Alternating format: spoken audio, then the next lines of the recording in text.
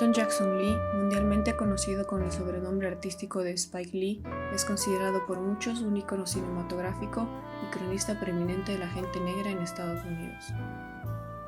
Lee considera su película Do the Right Thing, estrenada en 1989, su obra maestra. Sin embargo, su trabajo precedente es muy interesante por dos motivos. Desde el comienzo de su filmografía, notamos un lenguaje cinematográfico muy particular. Los primeros planos generalmente son grabados con una óptica gran angular que permite un campo de visión más amplio. El uso de cámara en mano, la angulación picada contra picada, el recurso del plano holandés, la ruptura de la cuarta pared, entre otras cosas, son decisiones típicas y características a la hora de analizar una película suya.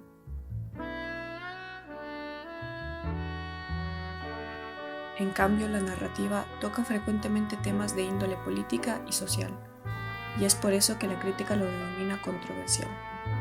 Las temáticas son cercanas a la experiencia y conocimiento del cineasta, por lo que logra comunicar de forma eficaz su mensaje, sea cual sea la película.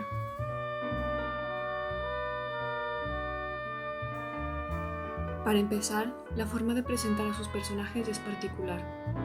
Propone un sistema narrativo parecido a la película Rashomon de Kurosawa. Sin embargo, es también interesante la mezcla de diferentes técnicas.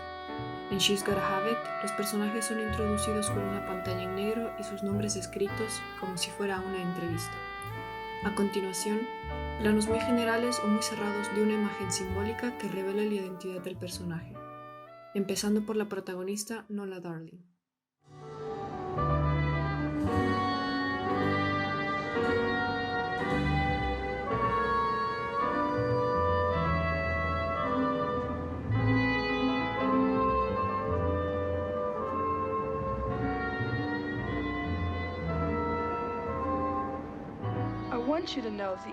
El traveling in al inicio nos permite ver el romántico cuarto de Nola y luego descubrir entre las sábanas a la protagonista, Sola, quien luego de mirar fijamente a la cámara inicia su monólogo.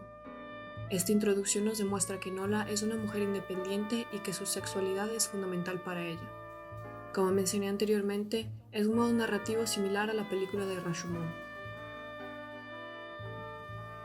Lo realmente interesante en la ópera prima de Spike Lee es la mezcla de formatos, materiales y técnicas. El fotógrafo Ernest Dickerson usó una Arriflex 16 SR con ópticas esféricas, incluyendo un zoom, también la película Super 16 mm a blanco y negro y en cambio otra película de 35 mm a color.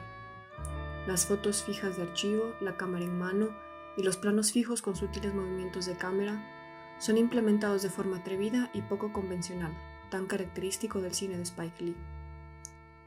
Respecto a la iluminación, la película presenta composiciones cinematográficas muy tradicionales, con una iluminación naturalista y a la vez ciertos fragmentos con una iluminación poco realista.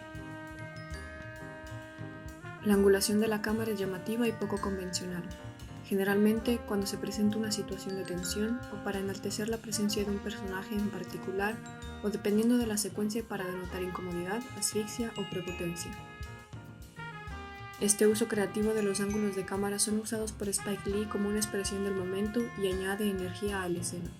Nos hace sentir como si fuéramos parte integrante del mundo donde se desarrolla el film en vez de observar desde la distancia. Otra interesante decisión del director fue componer una obra blanco y negro con un segmento intermedio a color. El uso de técnicas mixtas es arriesgada y provocadora, pero a la vez hace referencia a otra gran película, El Mago de Oz del 1939. El uso del color en la secuencia de cumpleaños de Nola es llamativo y saturado, y retrata perfectamente el momento más feliz, romántico y de ensueño de la película.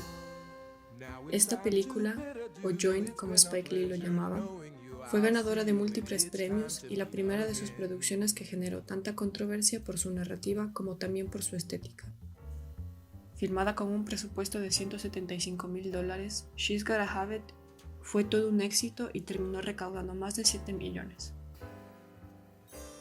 En fin, la primera película de Lee es el resultado de usar los medios a disponibilidad de forma muy creativa y audaz, fundamentando lingüísticamente cada mezcla de formatos.